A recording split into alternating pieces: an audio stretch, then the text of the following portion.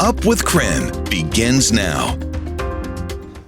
Hi friends, good morning. 6 o'clock here on your Tuesday. Thanks for starting it off with us here on Up with KREM. I'm Tim Pham. And I'm Nicole Hernandez. We've got our meteorologist Thomas Patrick here back with us. Hey Thomas. Welcome back, Thomas. You had a lot of rain for us this past weekend, but it sounds like that's it for now, right? That is it for now. We will continue to just keep an eye on where these next rain chances will come along through this week, because it is now late fall and we're starting to get into that season where we're never too far away from that next bout of rain. Not today, probably more tomorrow morning. Today it's about how cold it is. Tim had frost on his car, and you might as well if your car is parked outside. It's about 30 or 31 degrees right through the core of Spokane and Spokane Valley. So we'll call it a more clear and cold frosty morning. More cloud cover as we go throughout the day. The afternoons and evenings cloudy at first, next rain tomorrow morning. Thank you, Thomas. Let's take a live look at traffic now at I-90 and Barker. It's still quite dark and early, and so we're really not seeing many cars on the road at this point. I'm taking a look at our traffic maps, and across the region, things look like this. Things are moving smoothly if you're heading out the door this morning. We want to get you to breaking news from overnight. New this morning, Gonzaga security says everything is now clear after sending out a ZAG alert overnight on campus. Campus security sent the notice around 3:30 this morning to students and staff, telling them to avoid the area near Sharp Avenue and Standard Street. That's on the north edge of campus. According to the alert, police were in the standoff with a wanted felon in the College Hall parking lot. That happened around 4:15. Gonzaga security issued an all clear, saying the suspect was in custody. We'll keep following this one for you this morning. Also new this morning, Amazon is cutting 14,000 corporate jobs. They just told their employees a few hours ago. Amazon, of course, is Washington State's biggest employer. About 20% of their corporate workers are based in the Puget Sound area. Amazon says they're making these cuts because of AI and new technology. Coming up in our next half hour, we'll have more details about the layoffs and what this could mean for Washington State. At last night's City Council meeting, council members admitted the previous camping ban was not working. So they passed an emergency ordinance. They unanimously passed the camping and obstruction ordinance. KREM 2's Connor McAvoy has more.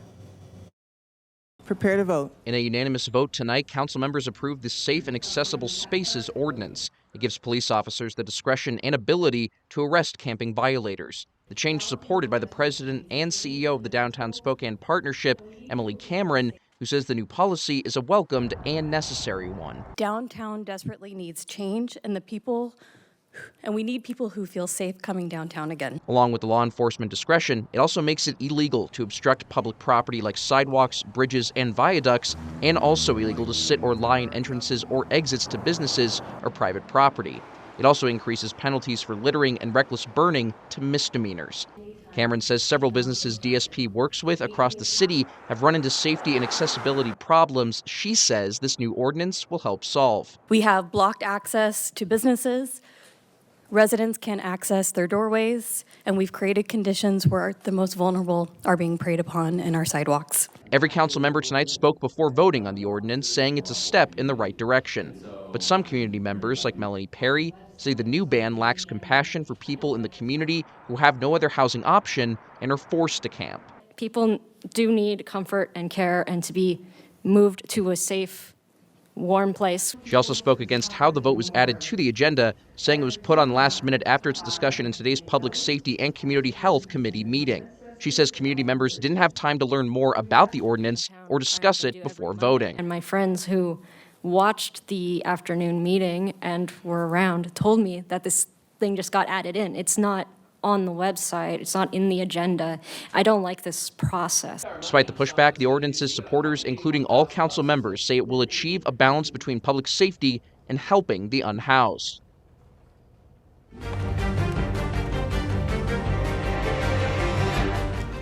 As the government shutdown continues, Washington and Idaho are bracing for more than 1 million people to lose food assistance by the end of this week. Federal SNAP benefits will stop November 1st, which is Saturday. KREM 2's Brandon T. Jones is live in the newsroom this morning with a look at what this means for the inland Northwest. Brandon?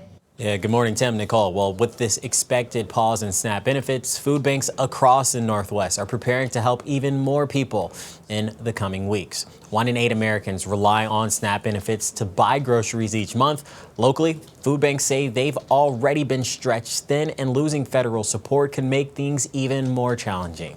Organizations in Washington say they're seeing record levels of need. The nonprofit Food Lifeline has asked Washington State for millions of dollars in emergency funding to meet expected demand, and others are calling for help. We have high levels of food insecurity left over from the pandemic, but caused by high costs for groceries and inflation. Now you're having the retreat of federal support. I personally have reached out to Washington State Department of Agriculture and the governor's office saying, we see this coming, we think it's really serious, and a lot of households are going to be in need. Both Washington and Idaho say if federal funding isn't restored, they won't be able to issue food benefits starting on Saturday. So if you need help finding a local food bank for assistance, here are 2 websites right here for you to check out. Second Harvest has a searchable map that covers much of eastern Washington and parts of North Idaho, while idahofoodbank.org can help you find your local food bank in other parts of the state. We will have both of those links on our website this morning, where you can use a map to also find those as well. For now, in the newsroom, Brandon T. Jones, KREM 2 News. New details here this morning. A Boise inmate accused of killing a North Idaho man while on the run from prison last year is now facing a second murder charge. 33-year-old Skylar Mead is now facing 2 counts of murder in the first degree. The new charge involves the victim, Gerald Henderson. Originally, Mead faced only 1 count for the death of James Monty. The prosecuting attorney says a change of venue has been granted, so all court proceedings will now happen in Nez Perce County. The trial is set for March 23rd.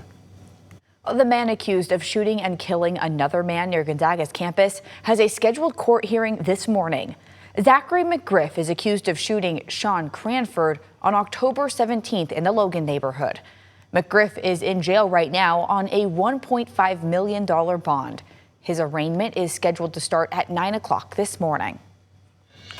A well-known Spokane businessman died in a small plane crash in Montana over the weekend. To the Spokane community, Dan Arota was the owner of both car and RV dealerships. This morning, we are hearing from his wife, Nadine, and how she wants him to be remembered. Just the hole in my heart that he's left. I mean, you don't realize it when you're living with someone, how important they are until they're gone. And here I am, with him gone, I'm just, wow, half of me is gone. I don't even know how to move forward. I don't know how to navigate this. Nadine says he left Spokane late Friday night to meet up with his brother and a few of his friends in Montana for a hunting trip, but the plane he was flying crashed before landing. Investigators and the FAA are working to find out what caused the plane to crash. At 6:09, here's a look at our weather forecast. Though clear this morning, more cloud cover will build for the rest of the day here. No rain just yet, but this is in advance of the next storm system, which will quickly pass through the region by tomorrow morning. So that'll be our next chance of rain. But for now, because of that cloud cover, we'll probably stabilize temperature-wise at around 50 degrees, if not upper 40s if it gets thicker pretty earlier in the day. As for these rain chances, the first again tomorrow morning, but we'll be very closely watching the trick-or-treat hours Friday night, and if the rain will arrive in time or be delayed until Saturday. I'll have the latest details of that weekend storm system coming up.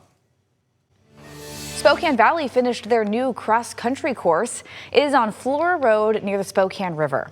It's a grass course with loops for different race lengths, restrooms, and walking paths. It cost the city about $7 million to develop and build. They aren't hosting a full season this year, and it's not open to the public yet. The city says the sod still needs some time to establish. But next month, the course will host 2 competitions, the WCC and NWAC men's and women's cross-country championships. This morning, we're keeping an eye on your money. Spokane County Parks, Recreation, and Golf is considering raising some of its fees for next year. They're hoping having a little extra income will allow them to take less from the county's general fund. The county commissioners are voting this afternoon. If they approve the increases, here's a few of the big changes. Public swim would go up $1. Swim lessons, swim teams, and umbrella rentals would also go up a few dollars. Camping at Liberty Lake Regional Park will be $1 to $3 more, and renting out Camp Caro would be $75 more. These new fees would start next year. Also on the commissioners' meeting agenda today, voting on a plan to upgrade and improve county facilities. If approved, they would use $60 million in bonds to make these upgrades. It would fund renovations to county buildings, boilers, and golf courses. The county also hopes to refinance some older debt to save taxpayers money.